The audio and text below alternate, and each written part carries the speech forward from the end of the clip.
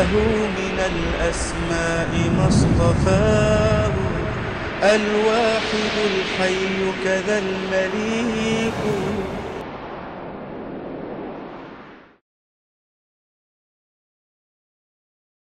اگر کوئی زیارات کرنے کے لیے طائف جائے، واپسی پہ عمرہ ضروری ہے کیونکہ طائف میقات ہے، اور سرکار دو عالم کا یہ فرمان ہے کہ میقات سے بغیر احرام کے نہ جائیں۔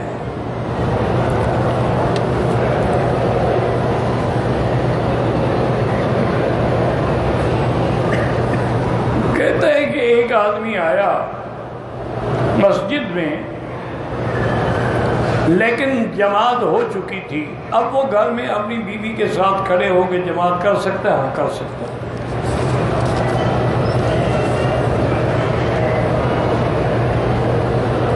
بعض عورتیں کبوتر چوک پہ دانے جو وغیرہ ڈھونڈ دے، سب بے وقوفی کی بات ہے۔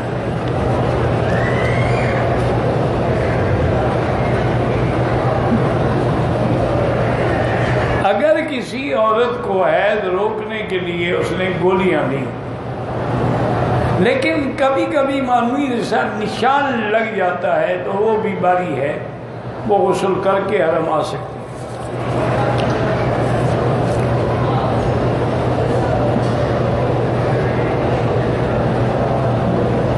ایک عورت مدینہ منورہ سے احرام باندھ کے آئی، حیض آ گیا، ہوٹل میں 2 دن کے بعد احرام کھول دیا۔ عورت کا احرام ہوتا ہی کوئی نہیں تو کھول کیا دیا؟ اس نے چادریں باندھی ہوئی تھی، کھول دی۔ وہ جو رومال باندھتی ہے وہ تو ایک احتیاط ہے، احرام تو نہیں ہے وہ۔ بہرحال جب حیض کے دن پورے ہو جائیں غسل کرے اور عمرہ کرے، ورنہ دم پڑ جائے گا۔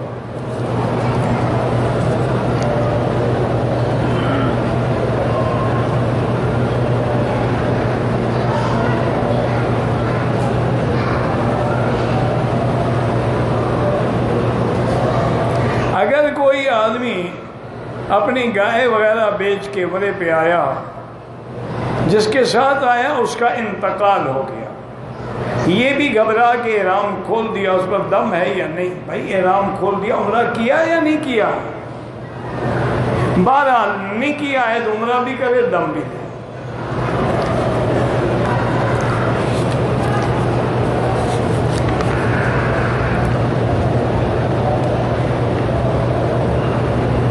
میرے بھائی بیمار ہیں، وہ وینٹیلیٹر پہ، اللہ شفا عطا فرمائے۔ اللہ تبارک و تعالی ہر بیمار کو شفا عطا فرمائے۔ میرے لیے بھی دعا کریں، بس یہ آپ کی محبت ہے جو مجھے کھینچ کے لے آتی ہے، نہ ہمت ہے نہ طاقت ہے۔ اللہ کی شان ہے، وہ ایک بیماری ختم ہوتی ہے دوسری ہو جاتی ہے۔ انا للہ و انا الیہ راجعون۔ تو میرے لیے بھی دعا کیا کریں، اور میں بھی آپ سب کے لیے دعا کرتا ہوں۔ اللہم اشفنا واشف مرضانا ومرضى من اوصانا واستوصانا ومرضى المسلمین۔ اللہم انا نعوذ بک عن البرص والجنون والجذام وعن سیء الاسقام۔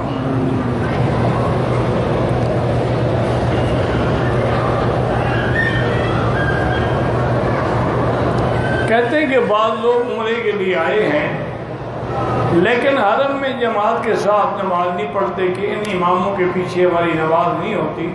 وہ توبہ کریں، کلمہ پڑھیں، اللہ نے محروم کیا ہے، اس سے اللہ ان کو بچا لے، اللہ ہدایت دے۔ جو کسی امام حرم کو نعوذ باللہ نماز نہیں پڑھتا، مانا وہ کافر سمجھتا ہے۔ جو کسی دوسرے کو کافر کہے وہ خود کافر ہو جاتا ہے۔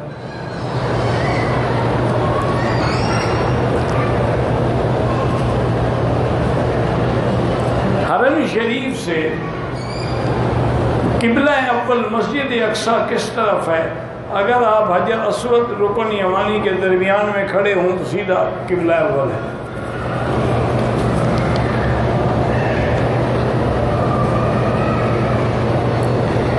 غیر مسلم لوگوں کے جو نابالغ بچے ہیں مر جاتے ہیں، ان کو اللہ جنت دیں گے، ان کا کیا گناہ ہے؟ وہ تو معصوم ہے۔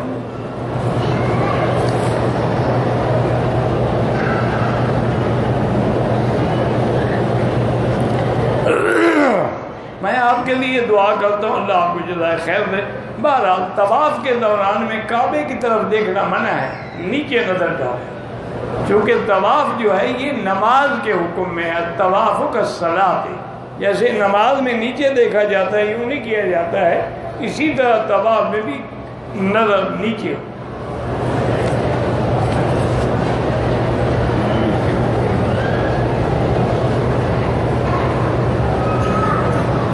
کہتے میں نے کراچی سے احرام باندھا، میں نے جو جوتا پہنا تھا آگے سے بند تھا لیکن ایڑیاں ننگی تھی، ہو گیا الحمدللہ خیر ہے، تو 4 ریال خیرات کر دو۔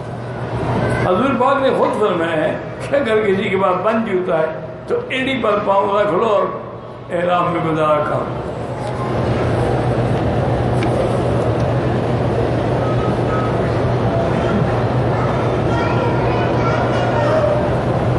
ایئرپورٹ کے عملے نے ہمیں ایک ویل چیئر دی تھی کہ واپسی پہ چھوڑ دینا، یہاں کسی نے اٹھا لی ہے، ہمیں مل نہیں رہی تو ایک نئی خرید کر کے ان کو دے دینا، کیا مشکل ہے؟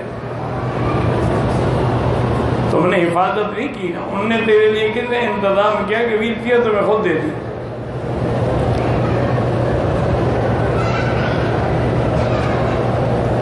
میاں بیوی کے درمیان میں محبت ہو جائے، سیدھی سی بات ہے، بھی میاں پیسے خرچ کرے تو بیوی کے دل میں محبت ہو جائے، وظیفے پوچھنے کی کیا ضرورت ہے؟ تم ہر مہینے اس کو 5000 روپے دیا کرو گی، یہ تمہاری جیب خرچ کے، اس کا میں حساب بھی لوں گا۔ دیکھو محبت ہوتی ہے کہ نہیں ہوتی؟ مفت کی محبت کہاں ہوتی ہے دنیا میں؟ کوا کائیں کرتا ہے، روٹی کا ٹکڑا ڈالو آ جائے گا۔ بہرحال الفت و محبت کے لیے اللہ کے نام ہے یا لطیف و یا ودود، یا لطیف و یا ودود، یا لطیف و یا ودود، یہ پڑھا کریں اور دم کیا کریں۔ اگر خاوند کے دل میں محبت نہیں بیوی پڑھے، بیوی کے دل میں محبت نہیں تو خاوند پڑھے۔ اولاد نرینہ کے لیے سب سے بڑا وظیفہ استغفار، کیونکہ اللہ کا قرآن میں وعدہ ہے کہ جو استغفار کرتے ہیں یمددکم باموال وبنین، میں ان کے مال میں بھی برکت دیتا ہوں اور اولاد میں بھی برکت دیتا ہوں۔ ایک دفعہ سیدنا حسن بیٹھے تھے رضی اللہ عنہ، حسن ابن ابی طالب، علی ابن ابی طالب، ایک آدمی آیا، اس نے کہا حضرت میری اولاد نہیں، فرمایا استغفار کرو۔ وہ چلا گیا، پھر ایک اور آدمی آیا اور ایک آدمی میرا رزق بڑا تنگ ہے، فرمایا استغفار کرو، وہ بھی چلا گیا۔ تیسرا آدمی نے کہا حضرت ہمارے علاقے میں بارشیں نہیں ہوئی، فصل اجڑ گئے ہیں، فرمایا استغفار پڑھا کرو سارے، وہ بھی چلا گیا۔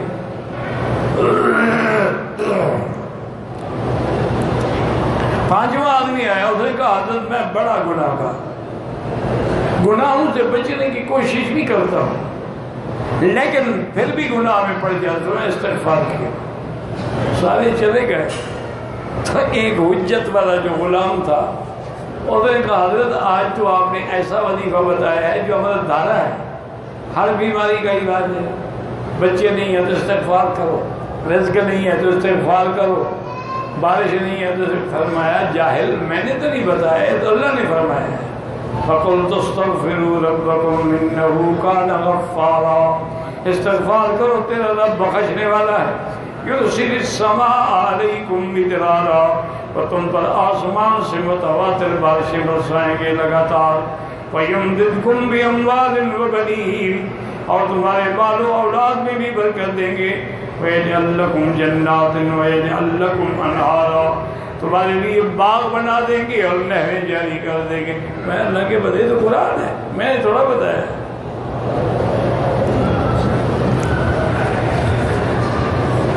حقیقت یہ ہے، ایک میری بات یاد رکھنا، ایک تو یہ ہے کہ ہم مثلا استغفار شروع کیا 10 دن 20 دن مہینہ، بظاہر کچھ نظر نہ آیا چھوڑ دیا، یہی بدقسمتی۔ وہ عدد پہ اپنے مقام پہ پہنچ رہا ہوتا ہے اور تم نے چھوڑ دیا۔ اس لیے ایک تو یاد رکھیں کہ سرکار دو جہاں رحمت دو عالم صلی اللہ علیہ وسلم نے فرمایا اللہ کو بھی وہ عمل پسند ہے ما دیم علیہ جس پہ ہمیشہ جمے رہو. یہ نہیں کہ ایک رات تو 100 رکعت پڑھ لو اور پھر مہینہ نہ پڑھو، 2 رکعت پڑھو، روز پڑھو. ایک آدمی میرے پاس آیا، اس نے کہا یہ میرے حالات بڑے تنگ ہیں، میں اتنا رزق میں پریشان ہوں کہ مانگ بھی نہیں سکتا، سوال بھی نہیں کر سکتا، میرا ضمیر مجھے اجازت نہیں دیتا. گھر جاتا ہوں تو بچوں کو دینے کے لیے روٹی بھی نہیں ہے. میں نے اسے بتایا کہ تم استغفر اللہ الذی لا الہ الا هو الحی القیوم واتوب الیہ، یہ کم سے کم 1000 ورنہ 2000 دفعہ روز پڑھا کر. پھر بات ہی بھول گئی. 3-4 مہینے ایک بار مجھے ملا ماشاءاللہ. تو نے کہا وکیل صاحب اللہ آپ کے ذرا خیر دے گا، میری تو دنیا بدل گئی ہے، میں لاکھوں پتی ہوں، بھوکا نہیں. میرا یہ کام چل پڑا، یہ چل پڑا، یہ چل پڑا. اللہ نے سارے رزق کے دروازے کھول دیے. میں نے کہا استغفار کی برکت ہے، مولوی مکی کی برکت نہیں ہے.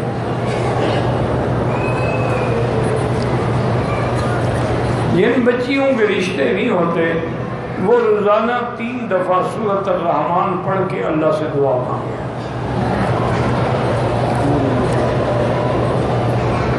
چھوٹے عمرے بڑے عمرے کا کوئی فرق نہیں ہے.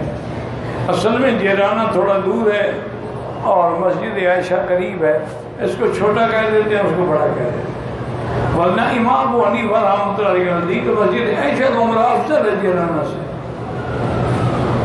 امام شافعی فرماتے ہیں کہ جیرانہ کا عمرہ افضل ہے کہ وہاں سے حضور پاک نے عمرہ کیا.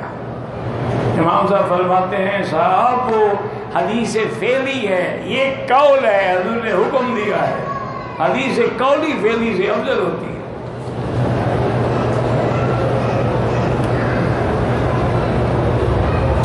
حجر اسود پر پہنچ کر اشارہ کریں، ہاتھ لگ جائے تو چومے، ورنہ چومنے کی ضرورت نہیں ہے. حضور کے نام پر انگوٹھے چومنا بدعت ہے، درود پڑھنا سنت ہے.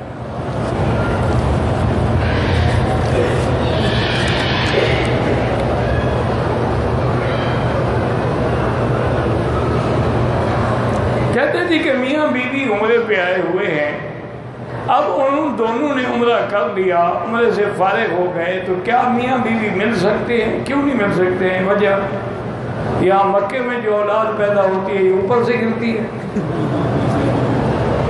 اللہ کے بندے الٹا ملا کرو تاکہ حرم میں اللہ کی اولاد دے دے.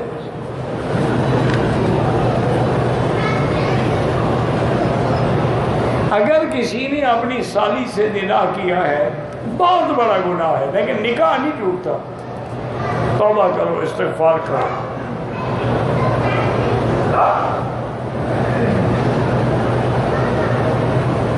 اگر ایک محرم نے احرام باندھ کے نیت کر لی، بعد میں معلوم ہوا کہ پجامہ اندر ہے، نکال دیا، بس ٹھیک ہے. 8 دن مکے میں، 9 دن مدینہ پاک میں، 3 دن قصر ہوگی نماز.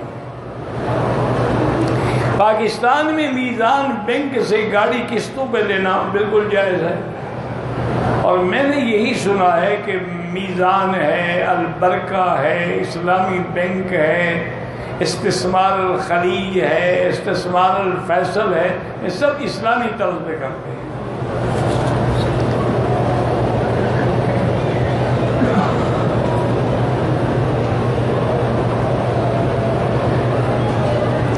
میں ابھی خبر سے تبدیل ہو کے جدہ آ گیا ہوں، فیصلہ نہیں ہو رہا کہ میں مکے میں رہوں یا جدہ استخارہ کر لوں. بیٹھ کر اگر کوئی اذان کہے تو درست ہے، بالکل درست ہے. جب بیٹھ کے نماز درست ہے، اذان کیوں درست ہے؟ اگر عذر ہے تو درست ہے.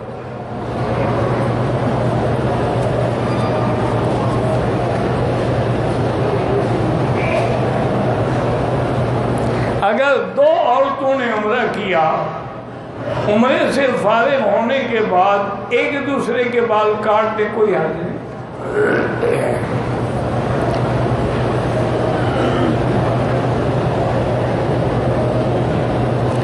الوداعی طواف عمرے والوں کے لیے واجب نہیں ہے، حج والوں کے لیے واجب ہے، وہ نہ کریں تو دم پڑ جائے گا. عمرے والوں کے لیے واجب نہیں ہے، لیکن افضل یہ ہے کہ کرو، کیونکہ زندگی کا کوئی پتہ ہے کہ پھر نصیب ہوگا کہ نہیں ہوگا.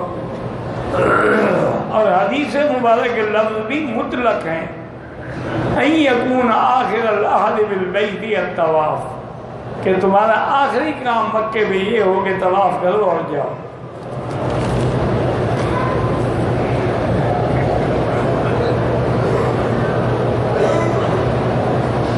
ہوٹل میں رہتی، ہوٹل میں پیشاب وغیرہ کموڈ ہے،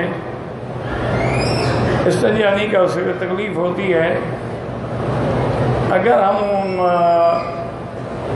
بہرحال آپ کو طریقہ نہیں آتا ورنہ کموڈ میں بھی ناپاکی نہیں ہوتی. بہرحال کسی سیکھ لیں، اگر نہیں تو کوشش کریں کہ جہاں سادہ حمام ہیں جیسے حرم کے باہر لگے ہوئے ہیں وہاں اپنا تقاضا پورا کیا کریں. اب تمہارے لیے ہوٹل والے تو نہیں توڑیں گے.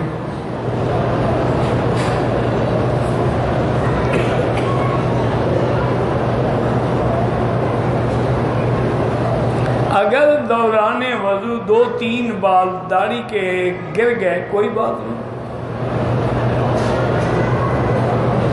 اگر ایک آدمی طواف میں حجر اسود سے اشارہ بھی نہیں کیا اور گزر گیا کوئی بات نہیں. بھائی اشارہ سنت ہے، مستحب ہے، نہیں کیا نہیں کیا.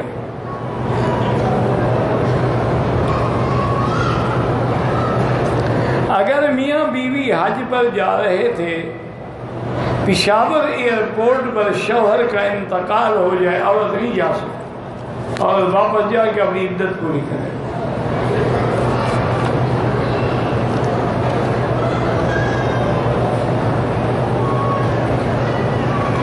یہاں جو مقدس مقامات ہیں، غار ثور ہے، غار ہرا، جائیں تو کوئی بات نہیں، لیکن شرعاً حکم نہیں ہے کہ جاؤ.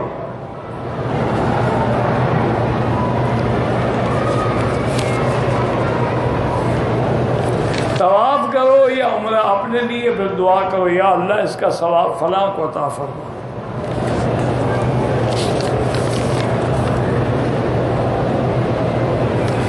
مدینہ منورہ کا یاد رکھیں، ہمارا ایمان تو یہ ہے کہ سارے مدینے کی فضا بھی شفا ہے اور مٹی بھی شفا ہے.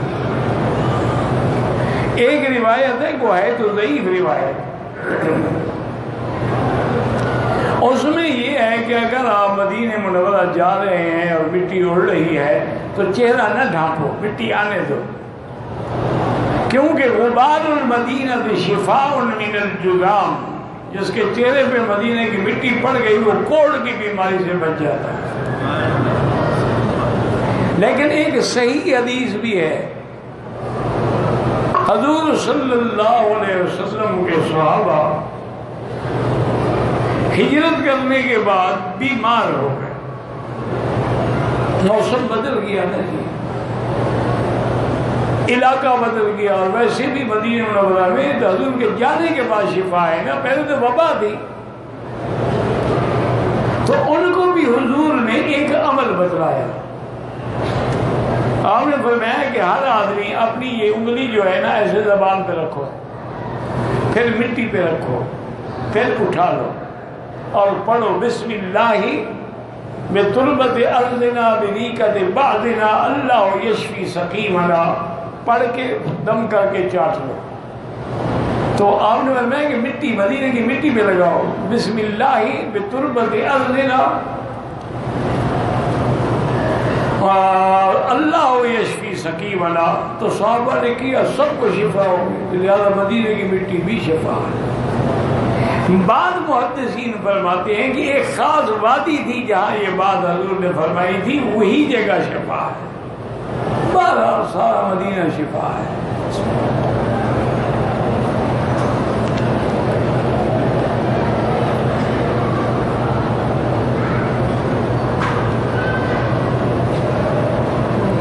مکہ مکرمہ کا حد حرم موجود ہے، مدینہ منورہ کی حد حرم موجود ہے، علامات لگے ہوئے ہیں، بورڈ لگے ہوئے ہیں، اس حد حرم میں دجال داخل نہیں ہو سکتا۔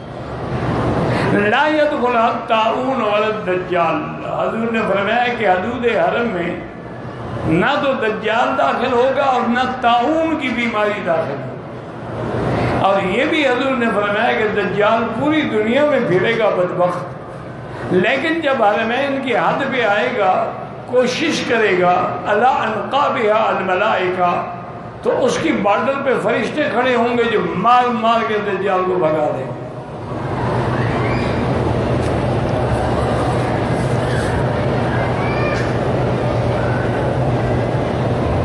طواف الوداع واجب نہیں ہے، اوابین کی نماز جو ہے مغرب کے بعد 6 رکعت پڑھیں۔ اگر ہم قرآن پڑھ رہے ہیں، آگے کچھ لوگ بیٹھے ان کی پشت ہے، کوئی حرج نہیں۔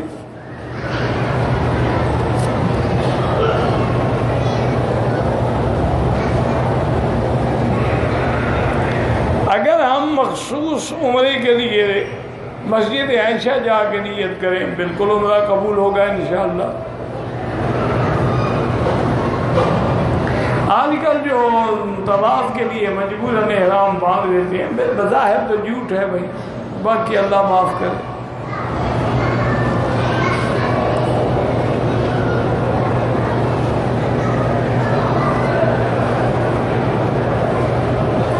ایک عورت نے کراچی سے روانگی ہوئی، حیض تھا، احرام نہیں باندھا، مکے پہنچ کر جب پاک ہو گئی تو کرنل منازل کے میقات سے احرام باندھ کے عمرہ کیا، ٹھیک ہے، کوئی دم نہیں۔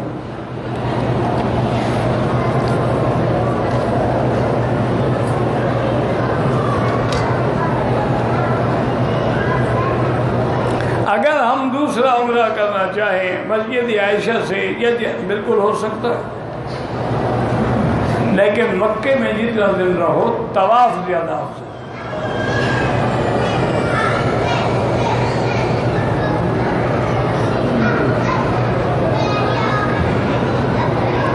کہتے ہیں جی کہ طواف میں بھی ویسے بھی عورتیں اور مردوں کا اختلاط ہوتا ہے، بچنے کی کوشش کرو، نظر نیچے رکھو، لا حول ولا قوت الا باللہ العلی العظیم پڑھتے رہو، باقی اللہ کے ہاتھ میں۔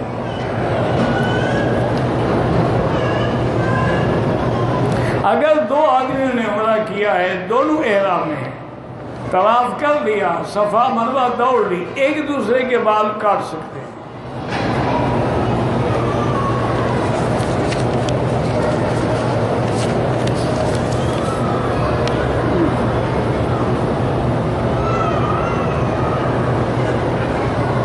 اگر عورت کو حیض ہے تو حرم نہیں آ سکتی، باہر میدان میں بیٹھ کے ذکر اللہ کرتی رہے۔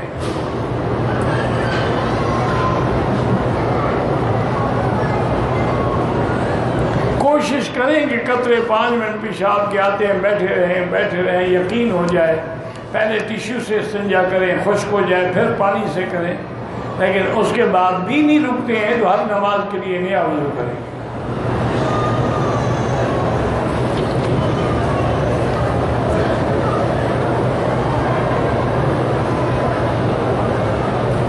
ایک لاکھ دفعہ درود شریف کا معنی ہی یہی ہوتا ہے کہ ہم حضور پہ صلاۃ و سلام بھیج رہے ہیں۔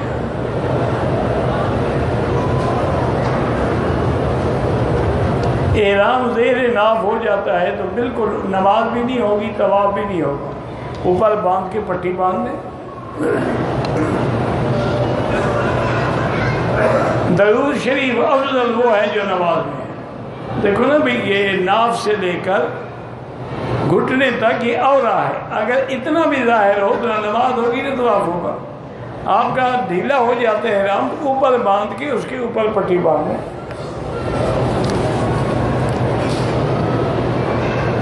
جدہ جائے تو واپسی پہ عمرہ لازمی نہیں ہے۔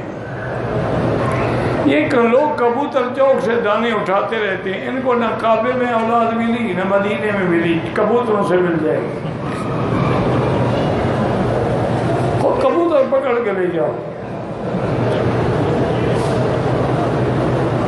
اللہ ہر بیمار کو شفا عطا فرمائے۔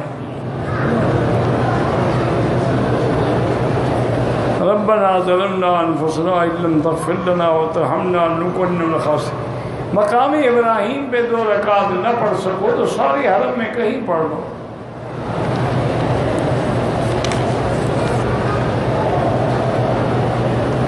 دوسرے عمرے کے لیے احرام بالکل مسجد عائشہ سے یا جیرانہ سے، مدینہ طیبہ سے تو سبحان اللہ و میقات ہے۔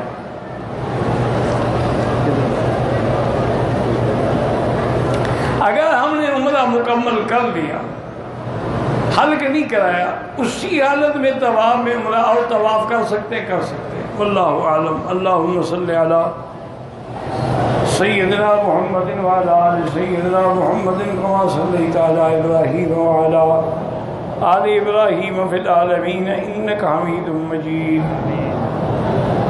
لا الہ الا اللہ الحلیم العظیم، لا الہ الا اللہ رب العرش الکریم، لا الہ الا اللہ رب السماوات السبع رب الارض رب العرش الکریم۔ اللہم انا نسألک موجبات رحمتک وعزائم مغفرتک والسلامة عن كل اسم والغنیمة عن كل بر۔ اللہم لا تدع لنا ذنبا الا غفرته ولا ہما الا فرجته ولا عیبا الا سترته ولا کربا الا نفسته ولا ضالا الا هديته ولا فسادا الا اصلاحته ولا مريضا الا شافيته ولا ميتا الا رحمته ولا حيا الا هديته ولا حاجة من حوائج الدنيا والآخرة الا قضيتها ويسرتها يا ارحم الراحمين۔ اللهم ارحم ضعفنا واجبر كسرنا واشفنا واشف مرضانا ومرضى المسلمين۔ اللهم انصر الاسلام والمسلمين، اللهم احفظ سائر بلاد المسلمين وهذا البلد الامين فاجعل آمنا مطمئنا سخاء رخاء الى يوم الدين۔